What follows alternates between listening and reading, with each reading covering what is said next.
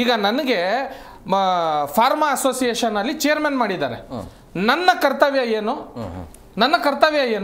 42,000 ಮೆಡಿಕಲ್ಸ್ಗಳು ಬರ್ತದೆ. ಇದರಲ್ಲಿ 317 ಹೆಚ್ಚು ಕಮ್ಮಿ ಡಿ ಫಾರ್ಮಾ ಕಾಲೇಜ್ಗಳು ಬರ್ತಾರೆ. ಇವ್ರಿಗೆಲ್ಲ ನಾವು ಯಾವ ರೀತಿ ನಡ್ಕೊಂಡು ಹೋಗಬೇಕು?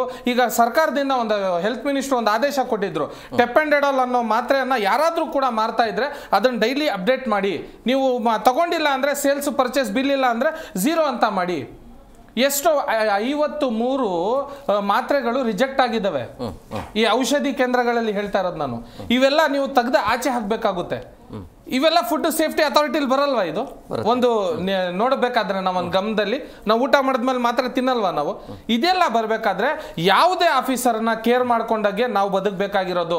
ಯಾವನಿಗೂ ಕೇರ್ ಮಾಡದೆ ನಾವು ರಾಜ್ಯ ಸರ್ಕಾರದ ಆದೇಶದ ಮೇರೆಗೆ ಧೈರ್ಯವಾಗಿ ಮಾತಾಡಬೇಕು.